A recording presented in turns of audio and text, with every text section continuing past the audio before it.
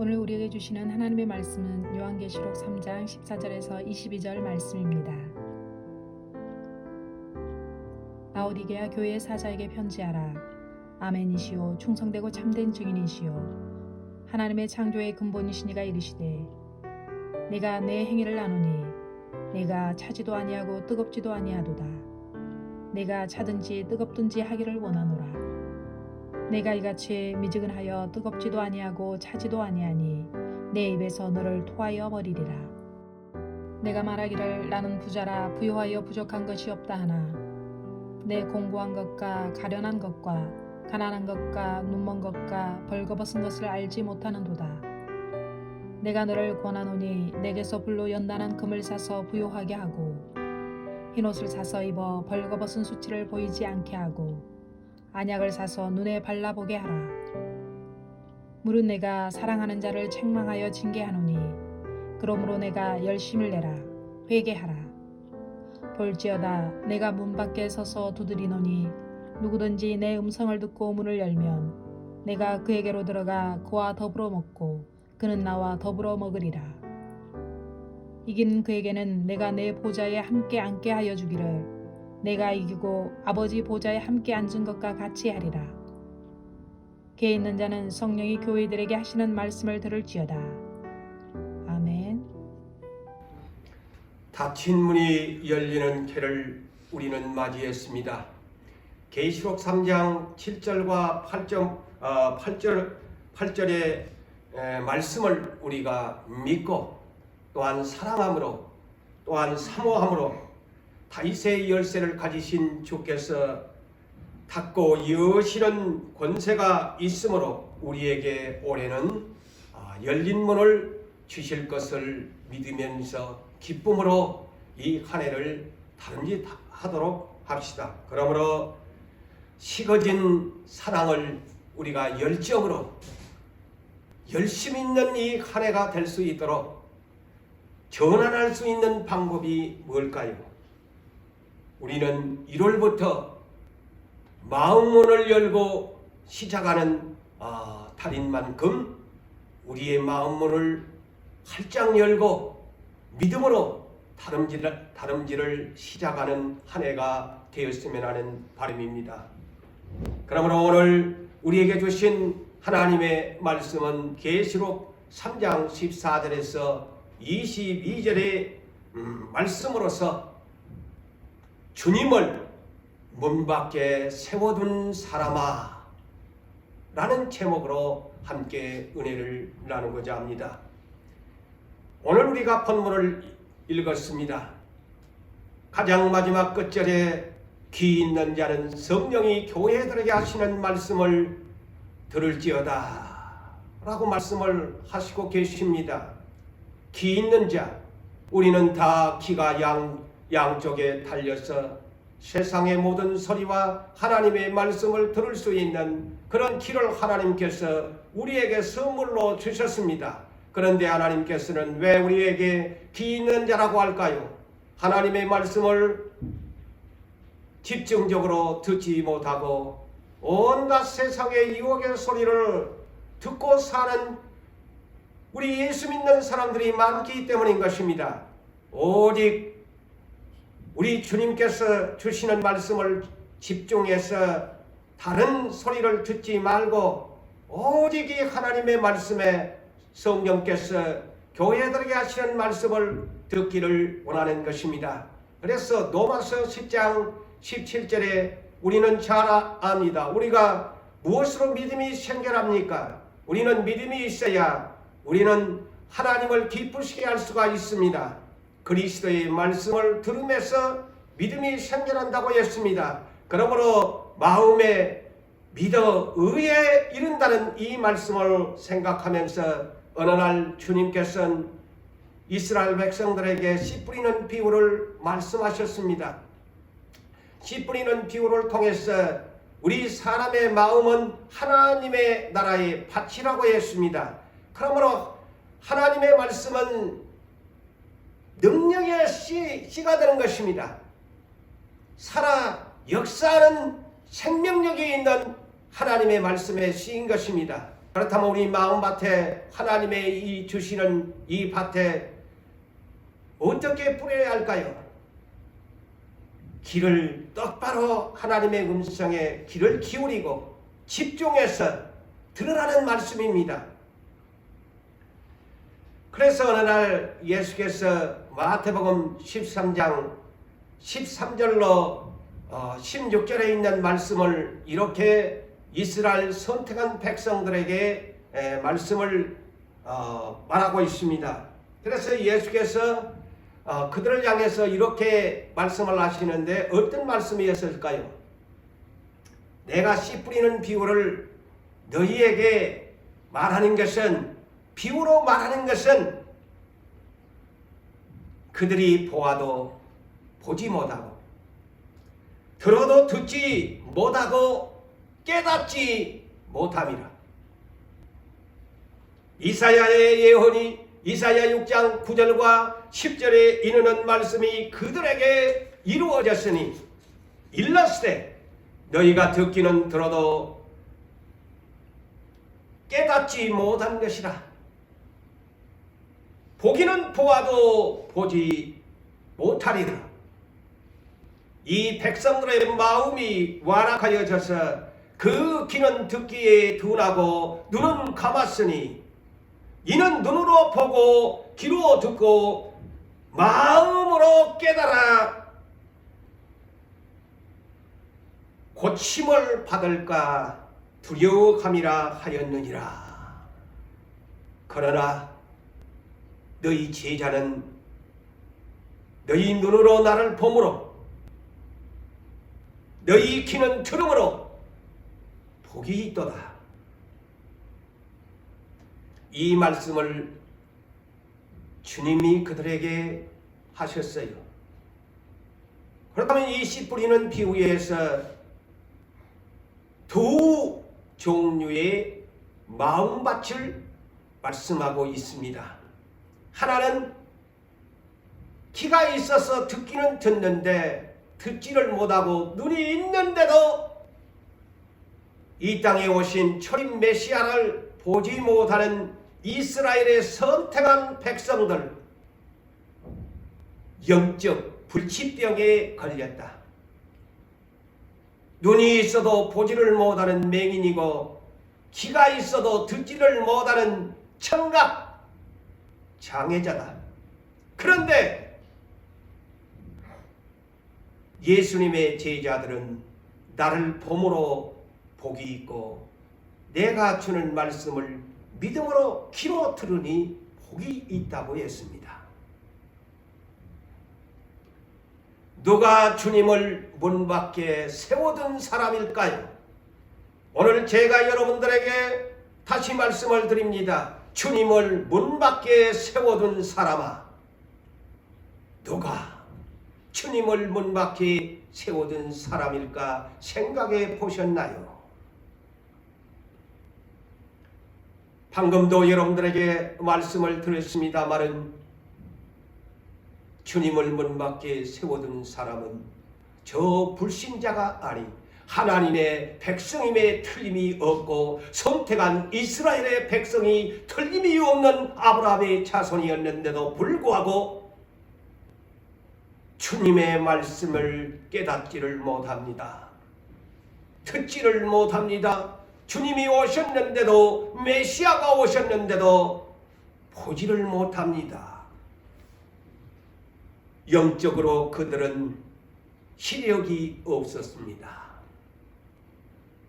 청력이 없었습니다. 하나님 나라의 밭이 하나님의 백성들의 마음밭인데 마음문을 열어두지 아니하니 주님의 말씀에 씨를 뿌릴 수가 없습니다. 마음으로 그러하니 깨달을 수가 없습니다. 마음이 감각이 없습니다. 하나님의 말씀을 지각을 사용하여 살아가야 한 그들이 깨닫지를 못하니 주님이 한탄할 수밖에 없었습니다. 우리는 오늘 찬송가 535장을 하나님께 불러드렸습니다. 다시 제가 이 주요한 가사를 여러분들에게 소개합니다. 주 예수 대문 밖에 기다려 섰으나 단단히 참가더니 못 들어오시네. 나 주를 믿노라고 예수 이름을 부르나 문 밖에 세워두니 참 나의 수치라. 문 굳게 닫아두니 한없는 내 죄라. 주 예수 간곡하게 권하는 말씀이 너의 죄로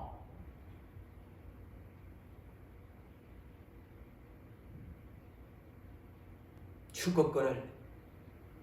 너의 죄로 너 때문에 내가 죽었거늘 너 문 밖에 나를 세워두고 박대할 소냐?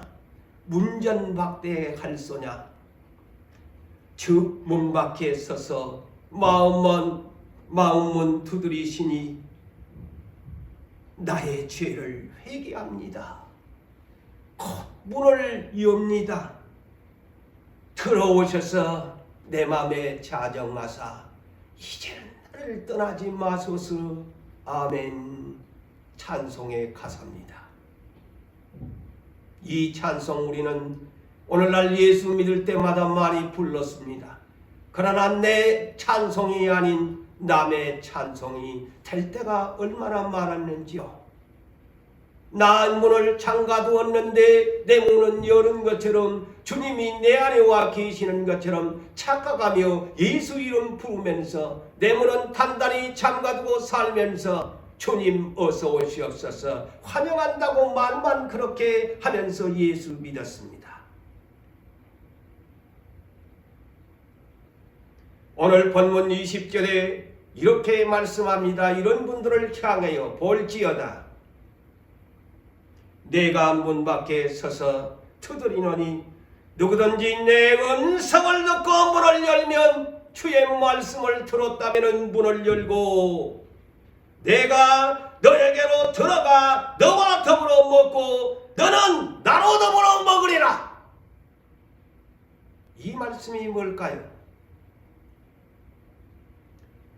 한마디로 예수님은 이 말씀을 20절에 나와 더불어 먹자. 예수의 가족이 되라는 말씀입니다. 마태복음 12장 50절에 주님이 이런 말씀을 합니다. 내 가족이 누구냐? 내 형제가 누구냐? 내 자매가 누구냐? 아버지의 뜻대로 행하는 자라야 내 가족이다. 오늘 20절이 바로 예수의 가족. 문을 열면 내가 너에게 들어가서 나도 먹고 너도 함께 먹자. 가족을 말합니다. 예수의 가족. 예수의 가족이 누구냐? 함께 동행하고 함께 동고동락할 수 있는 예수님의 진정한 동력자가 누구냐? 예수의 가족이 누구냐? 정말 여러분 이 말씀을 그렇게 깨달은 적이 있으십니까? 이 말씀이 바로 그런 말씀이요. 내 예수님이 내 가족이 누구냐? 나와 더불어 먹고 동행하며 동고동락할 수 있는 자가 누구냐? 나에게 문을 열어다오. 왜 나를 문 밖에 세워두노? 가족이라면 문을 열어줘야지. 함께 먹어야지. 함께 동행해야지. 함께 동고동락해야지. 여러분 오늘 본문을 말씀을 오해하는 분들이 있을까 싶어서 재차 말씀을 드립니다. 이 말씀은 문 밖에서 두드린다고 하니까 오늘날 예수를 모르는 불신자들에게 하는 메시지라고 착각합니다. 절대 그렇게 이 성경을 보면 낮게 생입니다. 왜입니까? 오늘 본문의 말씀은 라오디게아 교인들에게 하는 말씀이지 않아요. 불신자들에게 문 열어다오 복음을 받아들여 예수 영접해라 천국에 구원받으라는 메시지가 아닙니다. 예수 믿는 교회의 성령이 교회들에게 하시는 말씀이에요. 오늘날 예수를 믿는다고 찬송하고 하나님의 말씀을 읽고 본다고 하는 사람들이, 문을 닫고 사는 사람들이 엄청나게 많다는 겁니다. 그 대표적인 예가 라오디게아 교회 성도들이라는 거예요. 오늘날 예수를 참 쉽게 믿으려고 합니다. 나한테 맞는 말씀 적용하고 아니면은 그냥 들어보려고 하지를 않습니다.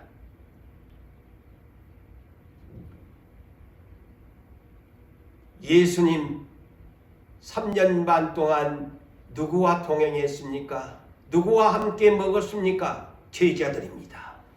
바로 이 20절을 그렇게 생각하면 이해가 쉽습니다.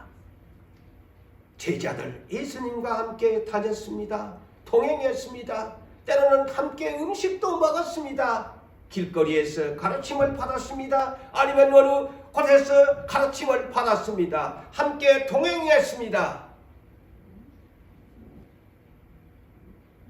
예수님이 가는 곳마다 함께 어디든지 따라다녔습니다.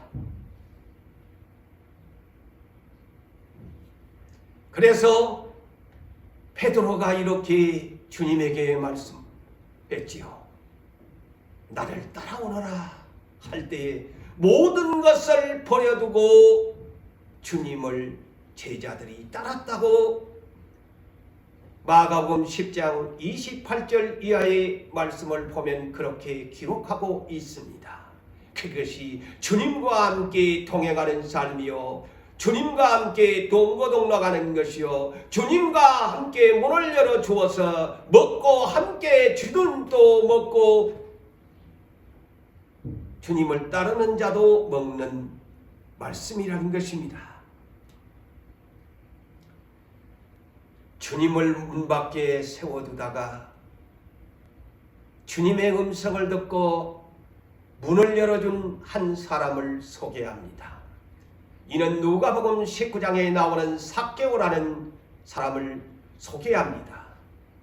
그의 신분을 보면은 세리장, 오늘날 세무서장격인 그런 지위에 있는 사람이고 그는 부자라고 했습니다. 그런데 그의 한 가지의 핸디캡이 뭐였나? 키가 작았다는 것. 그런데 그에게 들리는 예수님의 소문을 들었습니다. 그래서 어느 날 예수님이 어떤 분인가를 한번 보고 싶었어요. 키가 작은지라 지난날의 번역은 뽕나무라고 했지만 오늘날은 돌무화과나무라고 했지요. 돌무화과나무 위로 올라가서 주님이 지나가시는 광경을 구경하고자 했습니다. 마침내 주님이 어느 날 이 삭개오가 돌무화과나무 위에 앉아있는 것을 위로 쳐다보면서 삭개오야, 속히 내려오너라. 내가 오늘 너의 집에 이웃하리라. 그러자 깊이 삭개오는 내려와서 즐거운 마음으로 주님을 영접했다. 마음문을 즐겁게 열어드렸다는 말씀입니다. 그러면서 삭개오가 서서 주님께 여짜오기를 주여 보시옵소서. 내 소유의 절반을 2분의 1을 가난한 사람들에게 나눠주겠습니다. 문연자의 실천의 행동입니다. 말로만 가는 것이 아니었습니다. 즐거운 마음이 변하여 가난한 자들에게 자기 재산의 절반을 나눠주겠다는 것이고, 만일 내가 누구의 재물을 속여서 빼앗은 것이 있다면, 다시 말하면 토색했다면 내가 4배로 그들에게 갚아주겠습니다. 이것이 회개에 합당한 열매입니다. 주님을 문 밖에 세워두지 않고 열어서 영접하는 실천의 행동입니다. 이것이 주님을 문 밖에 세워두지 아니한 자의 행동을 말하는 것입니다. 그러자 주님은 기뻐하셨어요. 예수께서 이르시되 오늘 구원이 너의 집에 이르렀으니 너 사개오는 아브라함의 자손임이라.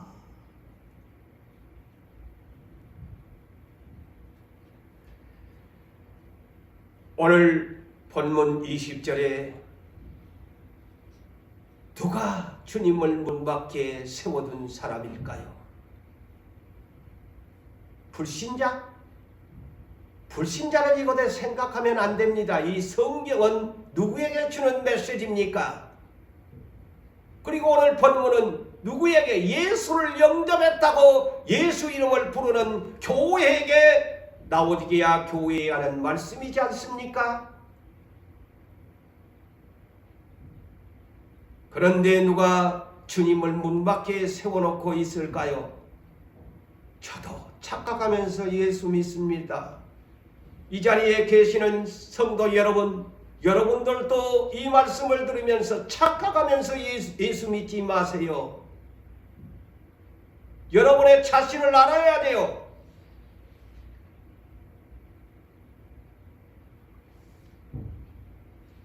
주님을 문 밖에 세워둔 또 한 사람을 소개합니다. 마가복음 10장에 그의 신분을 소개합니다. 그는 부자다. 그리고 정부의 관료 관원이다. 그리고 그의 연령은 어느 때인가 나이는 정확하게 하지만 청년이다. 그렇다면 젊은 나이라는 것입니다. 이 사람이 주님에게 찾아와서 주여 선생님 어떻게 하면 내가 저 천국에 영생을 얻을 수 있겠습니까? 그러자 주님이 십계명을 지켜라. 그러니까 또 이 사람이 답하기를 나는 어려서부터 그래서 우리가 잘 듣고 우리 깨달읍시다. 나는 어려서부터 이 계명들을 지켰습니다. 그러자 주님이 그래 그런데 너에게 한 가지 부족한 것이 내게 있는데 이 한 가지가 문제입니다. 한 가지가 문제예요. 이 고질적인 한 가지가 문제입니다. 너에게 한 가지 부족한 것. 오늘날 이 설교를 들으면서 여러분 각자를 한번 기도하면서 내 한 가지 부족한 것이 뭘까? 오늘 본문에 소개된 이 사람은 돈 때문에 문제였어요. 그런데 어떤 사람은 돈에 대해서 그렇게 민감하지 않은 부분에 또 다른 데 문제점을 고질적으로 가진 분들이 있어요. 너한테 한 가지 부족하다. 이것 때문에 큰 주님에게 문제가 되는 거예요.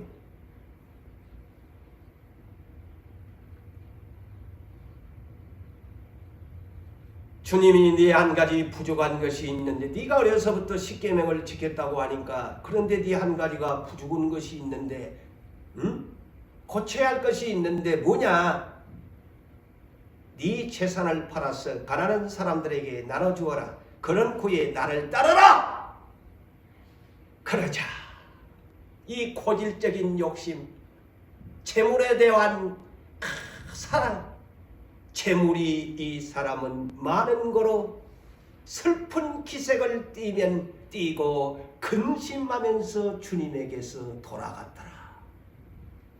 이것이 주님을 대문 밖에 세워둔 주님과 함께 갈 수 없는 문제점이라는 것입니다. 마태복음 25장에 우리 주님이 이 땅에 오시는 재림의 심판의 세 가지의 심판의 종류를 설명하고 있습니다. 그 중에 하나는 신랑을 맞을 열 처녀의 등불 든 처녀에 대한 심판을 하게 될 것이고 두 번째는 하나님을 믿는 사람들에게 그 재능에 따라서 각가지의 달란트를 주었다. 그 달란트에 대한 것 분명히 주님이 오시면은 잘했나 못했나, 착하고 충성했나 충성 안 했나, 이것을 심판하게 될 것이고, 세 번째는 무엇이냐?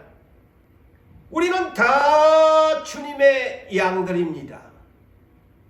그런데 네가 양의 노릇을 했나 염소 노릇을 했나?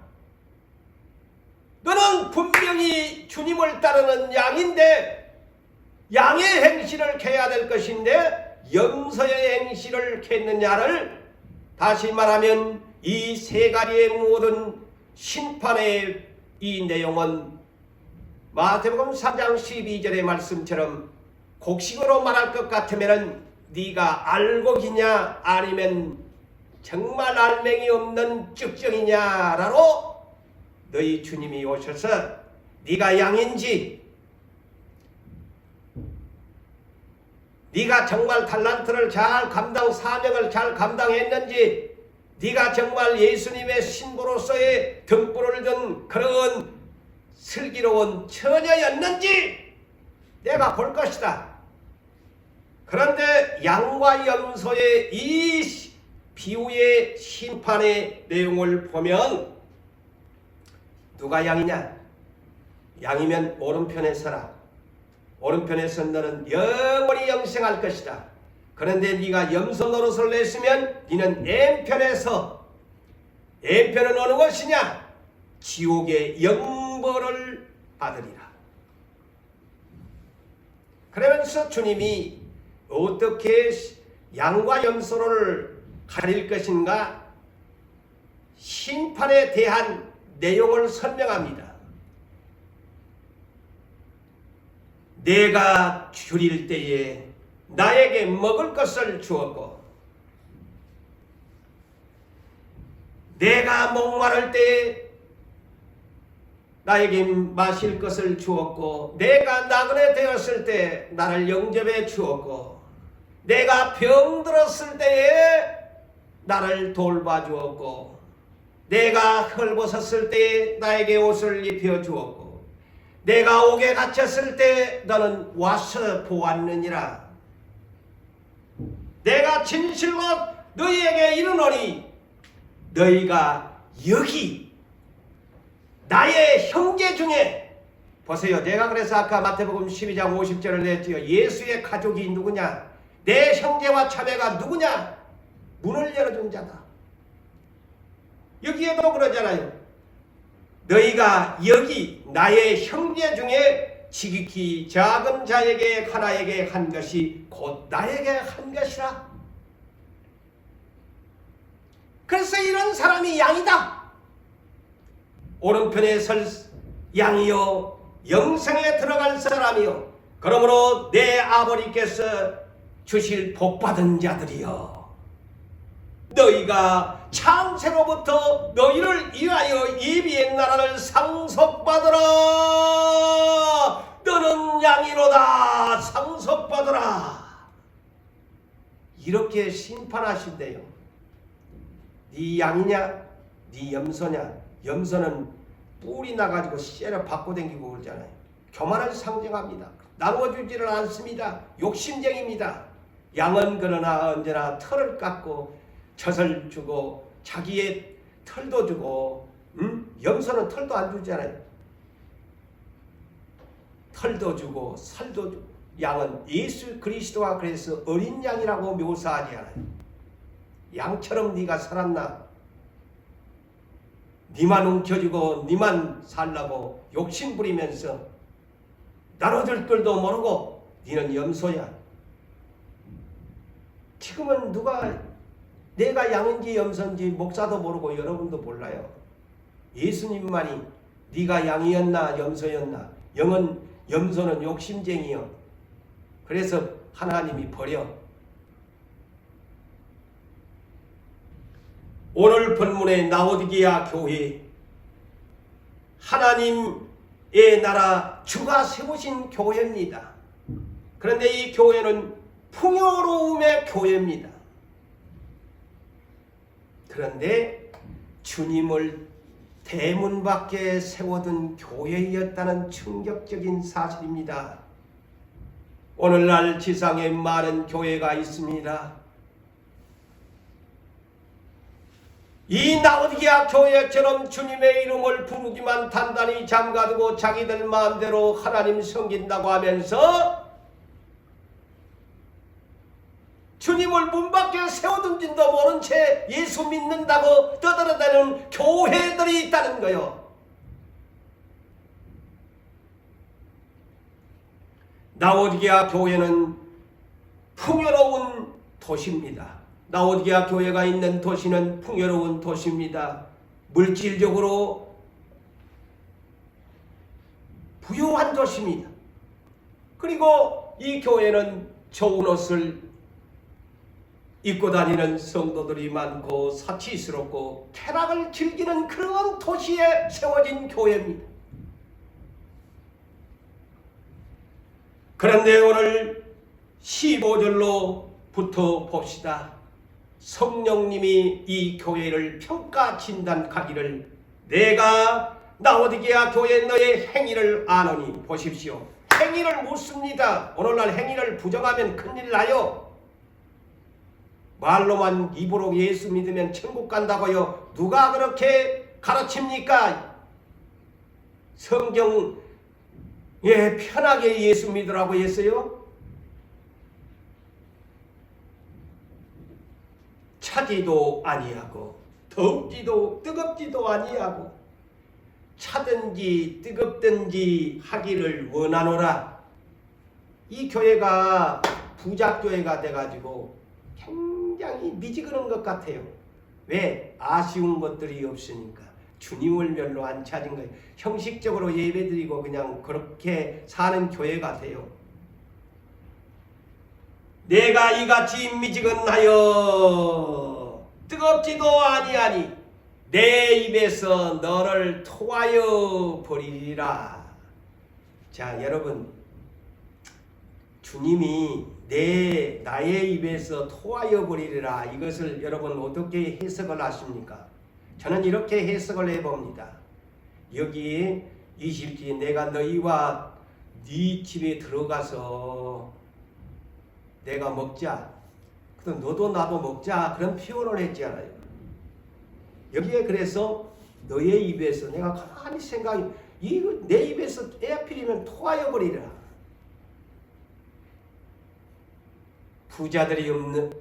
부자들이 먹는 음식이 있을 것 아니요. 예? 이 교회가 먹는 음식들이 있을 거 아니요. 그냥 그 예수님에게 드십시오. 근데 예수님은 야, 너희들이 주는 이 음식은 정말 불결하다. 여러분, 내 입속에 음식이 불결한 음식은 여러분 반사적으로 다 토해버립니다. 저는 이 설교를 준비하면서 그런 생각이 왔습니다. 그렇구나. 주님을 영접한다고 주님 드세요. 주님은 야 더럽다. 네 음식 먹기 싫어. 내 입으로 불결하니 토해낼 것이다. 그 말씀이에요. 그들이 헌금을 드린들, 그들이 봉사를 한들 더럽다. 먹기 싫어. 먹기 싫단 말이야. 더러운 것 먹기 싫단 말이야. 내가 거지니? 문 밖에 세워놓은 거지 나사로처럼 부스러기를 먹으라는 거야?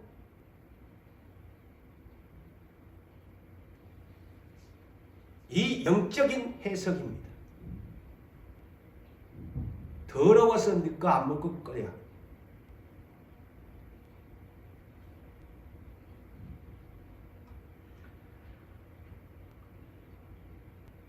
너희가 말하기를 나는 부자라 부유하여 부족한 것이 없다고 한다. 교만에 빠진 이 교회입니다. 그러나 성령님의 평가 진단서는 너희들은 5가지를 알지 못하고 있구나. 소크라테스가 그 유명한 명언을 냈지요. 너 자신을 알라. 너 자신을 알라 했는데 이 교회가 자신을 모르고 있는 거예요. 가장 큰 비용이 뭐냐?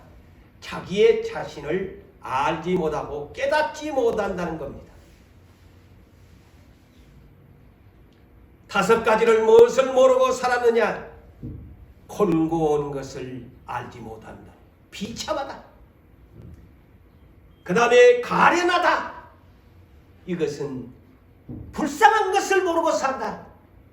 그리고 네가 부자라고 너는 하나님 나라의 가난한 자야. 그리고 너 눈에 시력이 좋다고 하나님 나라의 시력은 너는 눈먼 자야.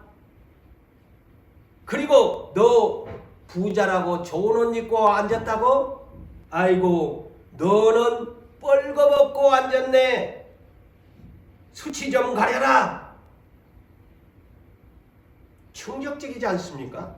이 교회가 비참한 줄도 모르고 가련한 줄도 모르고 가난한 줄도 모르고 눈이 먼 줄도 모르고 좋은 옷 입고 부자교회라서 좋은 옷 입고 명품 옷 입고 앉았는데 하나님이 볼 때는 야 이놈아 니 뻘거벗고 앉았지 니 수치 좀 가려래. 이 라오디게아 교회는 부자교회입니다. 부요합니다. 풍요로운 교회입니다. 그런데 이 교회는 성령님의 이 평가 진단서는 미지근하다. 열심이 없다. 열정이 없다. 책망을 받습니다. 회개를 촉구합니다. 그런데 이 계시록 7교회 중에 유일하게 칭찬을 받는 2교회가 있는데 특이한 점을 여러분 발견하셔야 돼요. 첫 번째 계시록 2장 9절에 보면 칭찬받은 서머나 교회인데 이 교회는 칭찬을 받았어요. 사랑하는 유부산 교회 성도 여러분, 우리는 이 말씀에 주목하면서 하나님 나라에 칭찬받는 부유한 교회가 되어야 합니다. 이 서머나 교회는 이렇게 성령님의 진단입니다. 내가 너의 환난과 궁핍을 알거니와. 엄청난 환난과 가난한 교회입니다. 너는 안다. 그런데 실상은 너는 부유한 교회이니라. 하나님 나라에서는 이 교회를 육적으로는 힘이도 환난이 많고 가난한 궁핍한 가난한 교회인데 영적으로 하나님 나라에는 부자 교회라는 거예요. 여러분 정반대지 않습니까? 라오디게아 교회는 육적으로 볼 때는 부자 교회인데 부족한 것이 없는데 하나님 나라에 볼 때는 뻘거벗고 앉은 교회, 힘이 더 가난한 교회라는 거요. 두 번째 칭찬받는 계시록 3장 8절에 제가 전번주에 소개했지요.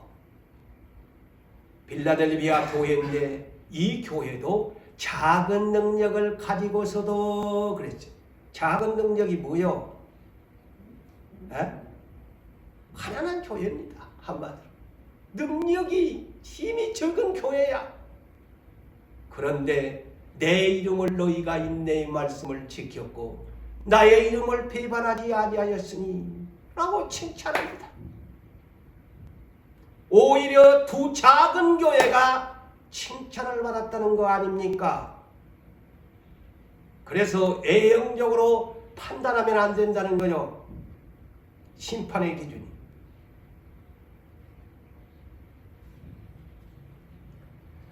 그런데 오늘 반면에 이 라오디게아 교회는 표면적으로 외형적으로 부자교회입니다. 자기들이 자칭 우리는 부자교회다, 부자다. 부족한 것이 없다. 자랑하는 교회였습니다. 그러나 성령님의 평가 진단서는 5가지를 알지 못하는 가난한 교회, 비참한 교회, 눈먼 교회, 뻘거벗은 교회, 얼마나 망신입니까 하나님 나라에. 이 교회를 일컬어 20절에 너희 교회는 나를 문 밖에 세워둔 교회다. 그 평가입니다. 이 부작교회인데요, 주님을 문 밖에 세워둔 교회다. 너희가 하나님 나라의 부자가 되려면 3가지를 사라 그러는 거예요. 그 첫째는 나에게서 불로 연단한 금을 사라고 합니다. 금을 사라는 거예요. 이 금이 뭘까요? 믿음입니다. 이 교회는 믿음의 확실함이 없습니다. 베드로전서 1장 7절에 믿음의 확실함은 불로 연단하여 없어질 금보다 더 귀한 것이라고 했어요. 저 천국은 황금성입니다. 황금길입니다. 금이 쌓여있는 것이 천국입니다. 우리 하나님의 나라에서는 세상에 금이 많은 부자를 원하는 것이 아니고 하나님께서는 저 하나님 나라의 황금성이요 황금길로 되어진 보석으로 만들어진 저 천국을 이기는 자에게, 극복하는 사람에게 이 부자로 만들어 줄 것이니까 그 부자가 될 수 있는 방법은 믿음이다. 어떤 고난과 환난과 시련이 있을지라도 그것을 견뎌낸 사람, 이겨낸 사람, 극복한 사람이 하나님 나라의 부자가 되는 것이야. 2번째는 흰옷을 사서 주님에게서 사서 입으라고 합니다. 우리는 이 말을 많이 들었지요. 이 흰옷, 희고 깨끗한 세마포의 옷, 선거의 옳은 행실의 옷, 어린 양의 아내가 되는 사람이 입을 옷, 세상에 미혹되지 않고 하와처럼 뱀에게 그 꾀임에 빠져 미혹된 것이 아닌 아담의 아내가 미혹돼 버렸잖아요. 바로 이 말이 그 말이에요. 신랑 예수를 맞이할 사람은 영적으로 정결한 처녀로 단장해서 하와처럼 마귀에게 세상의 유혹에 빠지지 말고 진실하게 깨끗하게 마음이 부패되지 아니하는 마음을 가지고 또한 행실을 가지고 사는 사람이 흰옷을 사서 입는 사람이 되는 것입니다. 그리고 마지막 3번째는 너 부작교회인데 하나님 나라에 시력이 없다. 볼 줄을 모른다. 너는 그래서 네 라오디게아 교회는 맹인교회다. 영적으로 맹인교회다. 육적으로는 시력이 좋지만은 영적으로는 맹인교회다. 그래서 안약을 사서 발라라. 보게 하라. 이 충격이 아닙니까? 멀쩡한 교회인데 하나님께서는 맹인교회라고 합니다. 안약을 사서 발라라. 이 맹인교회에 어떤 사람들이 맹인입니까? 저는 육적으로 말하는 것이 아닙니다. 영적인 맹인들, 마태복음 23장의 바리새인과 서기관들, 외식적으로 겉만 번지르하게 하나님 믿는 척하고 언제나 예수 중심이 아닌 사람 중심을 우선적으로 사람에게 보이기 위해서 봉사하고 사람에게 보이기 위해서 일하고 사람에게 알아주기를 원하는 그러한 외식주의 바리새인들, 주님은 화 있을진저 뱀들아 독사의 새끼들아 너희가 어떻게 지옥의 판결을 피할 수가 있느냐 라고 책망을 했습니다. 겉만 믿는 척하고 속에는 속사람 영혼은 전혀 변화되지 아니하는 사람을 일컬어 눈먼 사람이다. 외식적으로 하나님을 섬기는 사람, 눈먼 사람이다. 하나님을 볼 줄 모르는 사람이다. 결론을 짓습니다. 사랑하는 성도 여러분, 주님을 문 밖에 세워둔 사람아, 그러므로 열심을 내라. 회개하라. 물은 내가 사랑하는 자를 책망하고 징계한다. 그러므로 문 밖에 나를 더 이상 세워두지 말고 마음으로 활짝 열어 내가 들어가서 너와 더불어 먹고 너도 나도 나와 더불어 먹을 수 있도록 예수의 가족이 되도록 예수의 형제가 되고 예수의 자매가 될 수 있도록 문 열어 나를 영접해라. 삭개오처럼 문 열어 나를 영접해라. 그리하면 내가 너와 함께 하리라 라는 말씀을 우리가 마지막으로 들으면서 사랑하는 성도 여러분, 오늘 이 말씀을 들으면서 너 자신을 알지 못한다는 말씀이 들리시기를 원합니다. 그래야 여러분 자신을 아십시오. 모르고 예수 믿지 말고 깨달아서 예수님을 문 밖에 세워두지 말고 주님을 진심으로 환영하고 인정하고 모셔들어서 예수님과 동행하는 예수의 가족들이 되시기를 주의 이름으로 축복합니다.